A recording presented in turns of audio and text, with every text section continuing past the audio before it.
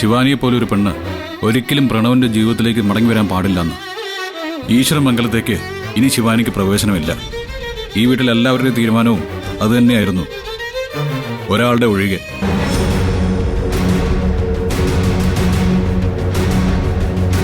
ആ ഒരാൾ നീയായിരുന്നെന്ന് മറക്കരുത്. ശിവാനിക്ക് തെറ്റിതിരുത്തി മടങ്ങി വരാൻ ഒരവസരം കൂടി കൊടുക്കണമെന്ന് പലവട്ടം നീ എന്നോടും അമ്മയോടും പറഞ്ഞിട്ടുണ്ട്. പക്ഷെ പിന്നീട് നീ അത് ആവർത്തിക്കാതിരുന്നത് ശിവാനി വരരുതെന്ന് തീരുമാനിച്ചതുകൊണ്ടല്ല, മറിച്ച് എൻ്റെ അമ്മയുടെ എതിർപ്പ് കൊണ്ടാണ്.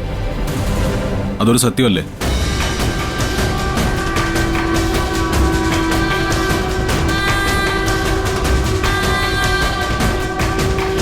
ആ ആഗ്രഹം നീ എന്നേക്കുമായിട്ട് മനസ്സിൽ കുഴിച്ചു മൂടി. ഞങ്ങളുടെയൊക്കെ ഇഷ്ടം പോലെ ശിവാനി വരരുതെന്ന് പറഞ്ഞു തുടങ്ങുമ്പോഴും നിന്റെ മനസ്സിൻ്റെ വേദന എന്താണെന്ന് ഞാൻ ചിന്തിച്ചില്ല, അതിനെക്കുറിച്ച് ആലോചിച്ചതുമില്ല.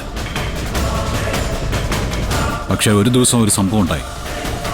അന്നത്തെ ആ രാത്രിയാണ് എന്നെ നീ പറയുമ്പോൾ ഒരു മണ്ടൻ തീരുമാനത്തിലേക്ക് എത്തിച്ചത്.